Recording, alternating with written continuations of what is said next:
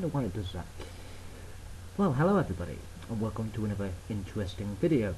I've been trying to stay out of this relatively, but because of the highly politicized rather, nature of this particular discussion, but I just want to basically weigh in with the facts of the matter. I'm of course referring to the Israel-Palestine conflict. Now, there are people on both sides of the political discussion that claim various different things in complete contradiction of each other. Obviously, the people who support Palestine say one thing, the people who support Israel say another. Everyone else is pretty much attempting to stay relatively neutral so as not to piss off either side. But we have like marches in support of one or the other on an almost regular basis in many countries around the world. So, ignoring all the political side of it, I just want to give some bare bones facts for all those out there that actually want to cut through all the bullshit and the possible misinformation. I love that word, misinformation, as opposed to disinformation, which is apparently something different. And just go to the bare facts of the matter. So we'll start many years ago with Judea. yeah. Now, Judea is a mountainous region of the Levant. Traditionally dominated by the city of Jerusalem, it is now part of Palestine and Israel. The name's usage is historic, having been used in antiquity and still into the present day. It originates from Yehuda, a Hebrew name,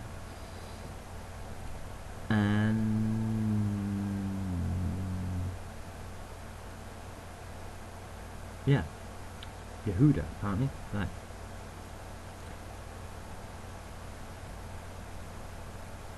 During the Roman era,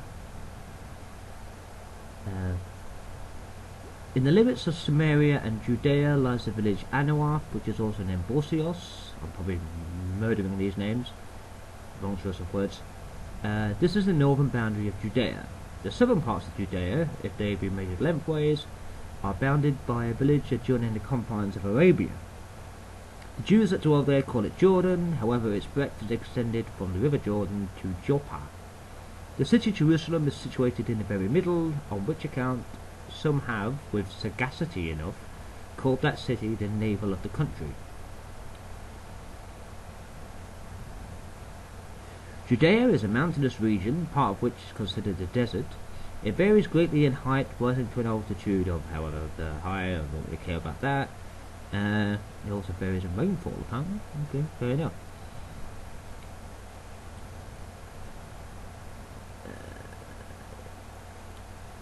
Major urban areas in the region include Jerusalem, Bethlehem, Gush Etzion, Jericho, and Hebron. Geographers divide Judea into several regions: the Hebron Hills, the Jerusalem Saddle, the Bethel Hills, and the Judean Desert, east of Jerusalem, which descends in a series of steps to the Dead Sea. The early history of Judah is uncertain. The biblical account states that the kingdom of Judah, along with the kingdom of Israel, was a successor to a united monarchy of Israel and Judah. But modern scholarship generally holds that the united monarchy is ahistorical. Regardless, the northern kingdom was conquered by the Neo-Assyrian Empire in 720 BCE. The kingdom of Judah remained nominally independent, but paid tribute to the Assyrian Empire from 715 and through to the first half of the 7th century BCE, regaining its independence as the Assyrian Empire declined after 640 BCE, but after 609 again it fell under the sway of imperial rule. Judea lost its independence to the Romans in the 1st century BCE, becoming first a tributary kingdom, then a province of the Roman Empire. The Romans had allied themselves with the Maccabees and interfered again in 63 BCE at the end of the Third Mithridatic War, when the proconsul Pompey the Great, stayed behind to make the area secure for Rome, including his siege of Jerusalem in 63 BCE.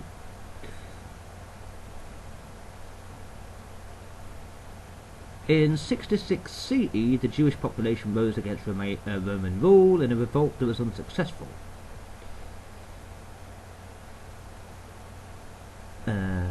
Jerusalem was besieged in 70 CE, the city was razed and the second temple was destroyed. The first temple, of course, being the Temple of Solomon, I believe.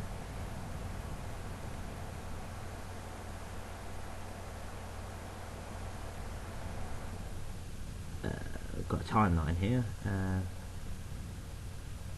900 BCE, the Kingdom of Judah. 586, Yehud, Babylonian. 539, Yehud Medinata, Persian. 332, Macedonian Empire, Alexander the Great. 305, Ptolemaic King Egypt. 198, Seleucid Empire. 141, the Hasmonean Kingdom. 63 BCE, Pompey's conquest of Jerusalem. 37 BCE, Herodian dynasty. 25 BCE, Caesarea Maritima is built by Herod the Great, replacing Jerusalem as the capital. 6 CE, the Roman Empire deposed Herod.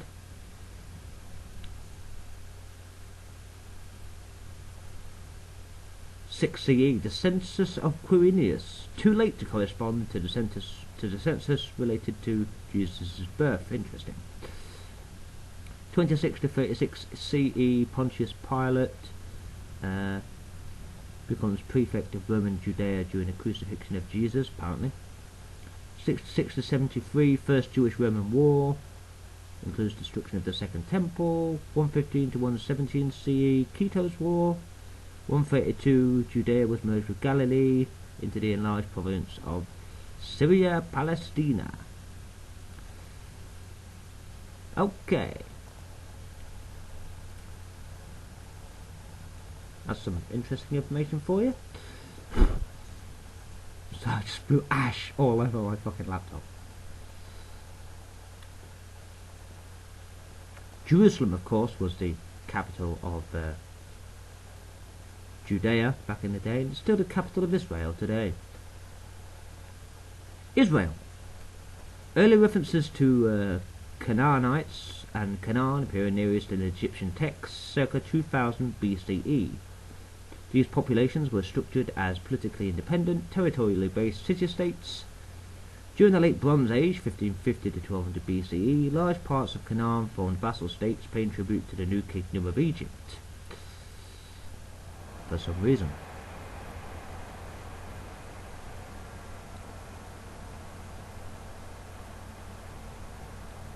In 1516, we're jumping forward a little bit here, the region was conquered by the Ottoman Empire and proceeded to be ruled as part of Ottoman Syria for the next 4 centuries.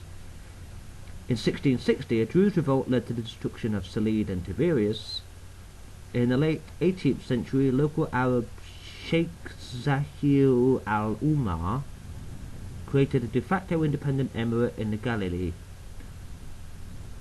Ottoman attempts to subdue the Sheikh failed, but after Zahir's death, the Ottomans regained control of the area.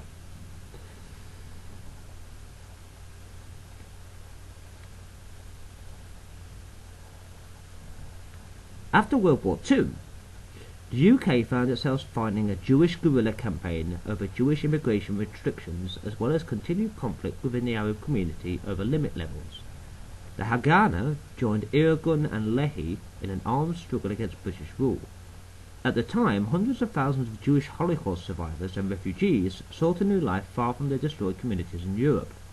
The Haganah attempted to bring these refugees to Palestine in a program called Aliyah, in which tens of thousands of Jewish refugees attempted to enter Palestine by ship.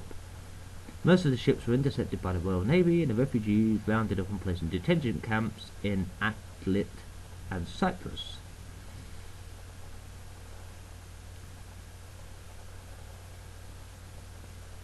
In September 1947, the British cabinet decided that the mandate was no longer tenable and to evacuate Palestine. According to Colonial Secretary Arthur Creech Jones, 4 major factors led to the decision to evacuate Palestine. The inflexibility of Jewish and Arab negotiators who were unwilling to compromise on their core positions over the question of a Jewish state in Palestine, the economic pressure that stationing a large garrison in Palestine to deal with the Jewish insurgency, the possibility of a wider Jewish rebellion, and the possibility of an Arab rebellion put on a British economy already strained by World War II.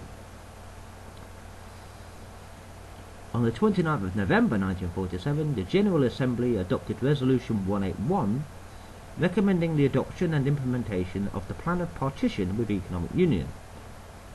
The plan attached to the resolution was essentially that proposed by the majority of the committee in the report of 3rd of September. The Jewish Agency, which was then recognised representative of the Jewish community, accepted the plan, which assigned 55–56% of mandatory Palestine to the Jews. At the time, the Jews were about a third of the population of Palestine and owned around 6–7% of the land. Arabs constituted the majority of Palestine's population and owned about 20% of the land, with the remainder held by the mandate authorities of foreign landowners. The Arab League and Arab Higher Committee of Palestine rejected this proposal and indicated that they would reject any other plans of partition.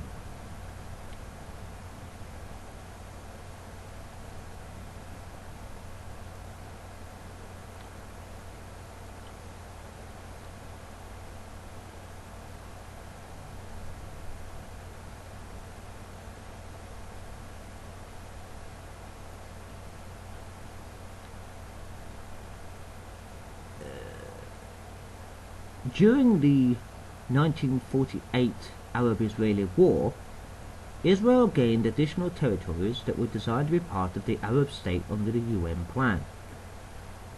Egypt occupied the Gaza Strip and Transjordan occupied and annexed the West Bank.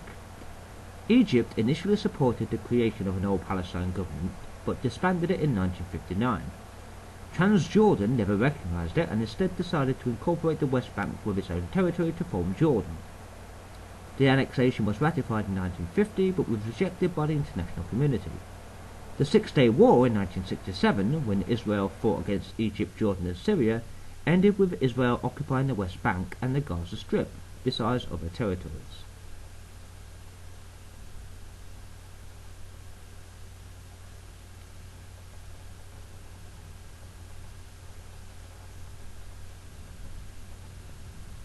The areas claimed by the State of Palestine make me cough for some reason. The areas claimed by the State of Palestine lie in the southern Levant. The Gaza Strip borders the Mediterranean Sea to the west, Egypt to the south, and Israel to the north and east. The West Bank is bordered by Jordan to the east and Israel to the north, south and west. Thus the two enclaves constituting the area claimed by the State of Palestine have no geographical border with one another, being separated by Israel. These areas will constitute the world's 163rd largest country by land area.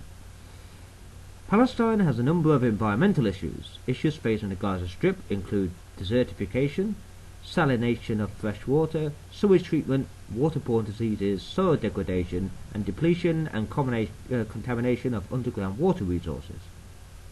In the West Bank, many of the same issues apply, although fresh water is much more plentiful. Access is restricted by the ongoing dispute.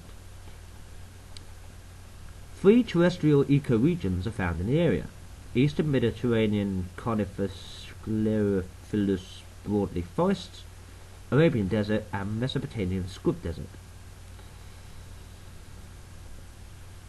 The State of Palestine consists of the following institutions that are associated with the PLO: President of the State of Palestine, Palestinian National Council, Executive Committee of the Palestine Liberation Organization. These should be distinguished from the President of the Palestinian National Authority, all of which and 2 others, all of which are instead associated with the Palestinian National Authority. Okay, fair enough.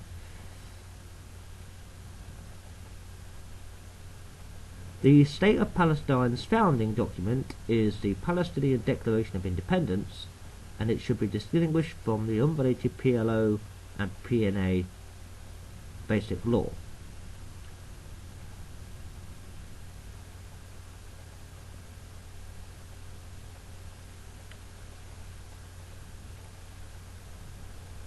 So, the fact of the matter is this. The land on which both Palestine and Israel sits is originally land that belonged to the Jews, historical Jews from way back when. And while most of these Jews were essentially booted out of the country of Judea, a few of them did remain. The Palestinians, as we know them today, their ancestors rather, came in from other places for various different reasons. And after the fall of the Ottoman Empire, the UN took control of the area from the Ottoman Empire. The UN, of course, didn't know quite what to do with the area, and so essentially handed it off to England for England to decide what to do with it. And England, being the geniuses and complete idiots that we are, decided, in our infinite wisdom and our utter stupidity, to simply hand the land back to the Jews, give them their own land back. Right? So we did. And so a lot of Jews from around the world went back to their ancestral homeland, right? Their land. This, of course, is the start of all the problems. And over all the years since then, the people in the West Bank and the people in the Gaza Strip have had a massive problem with Israel. Bearing in mind that after Israel won one of those particular wars that they've had throughout the last 60 odd years, and essentially owned the entire area, including Gaza and the West Bank, they essentially gave the land to the people, or to the grandparents or whatever of the people that currently live there, who immediately turned around and started attacking Israel. And that leads us up to the present day, where once again people living in the Palestinian areas are attacking Israel. Now, one of the chants that is put out by the Palestinian supporters is, "From the river to the sea, Palestine will be free." You've all heard that one. That implies that this whole conflict is about land. It's not. It's not about land at all. The whole point of this conflict, the whole point of the conflict since it started, not just the conflict this year, but the conflicts of the past, since the formation of Israel in the late 1940s, the purpose of all those conflicts has not been to re-secure the land from Israeli occupiers, because they call them an occupying force, don't they? They're not an occupying force. It is their land. You cannot occupy, or be an occupying force rather, on your own land. The reason for all these conflicts is not to do with the land at all, as the left and the right would have you believe. The purpose of all these wars and all these battles has been simply the eradication of every Jew in Israel.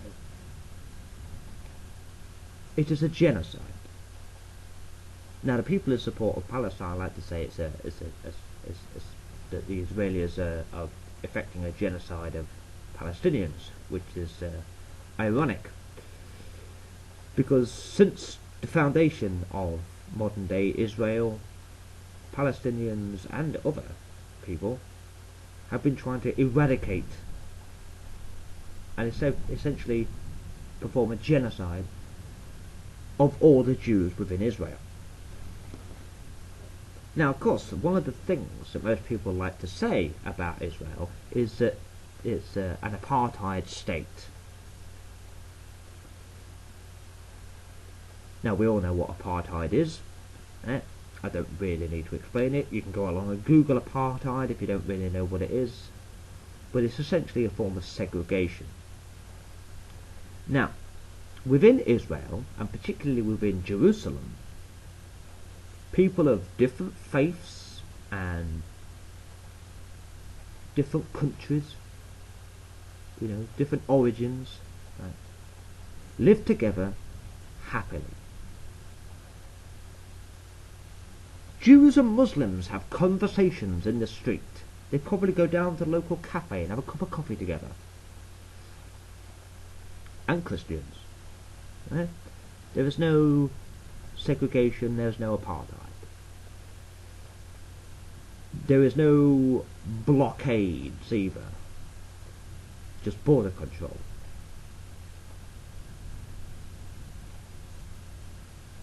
But essentially, the facts of the matter is this. That land, all of it, modern day Israel, the Gaza Strip and the West Bank, all was part of Judea, which is the Jewish homeland. Which means every single bit of that land belongs to the Jews. So they are not an occupying force, because you cannot be an occupying force in your own land.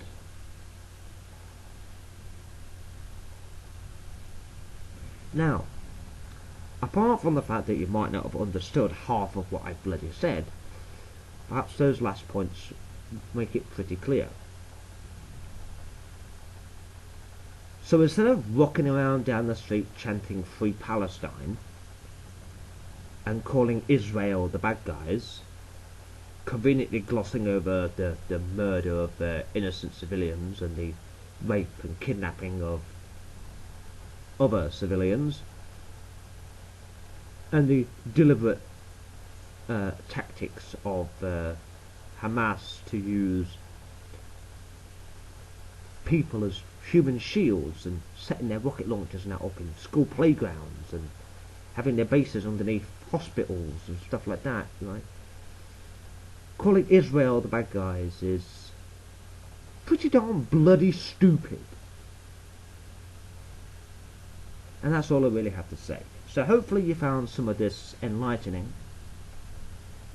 and hopefully you're now a little more educated on the situation. If not, feel free, if you don't want to believe me, feel free to pop along on the internet and find out the history of Judea, the history of Israel, and most importantly, the history of the city of Jerusalem.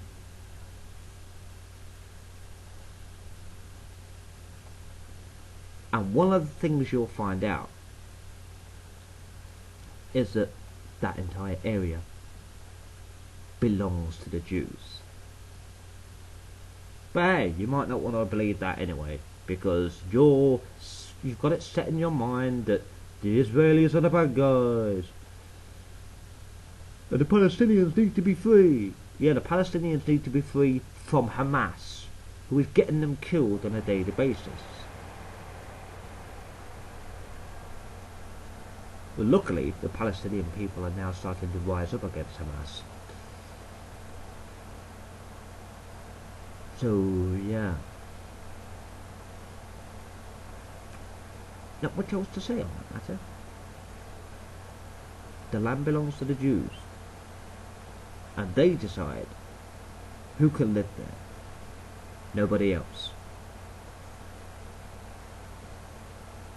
And that's the end of that.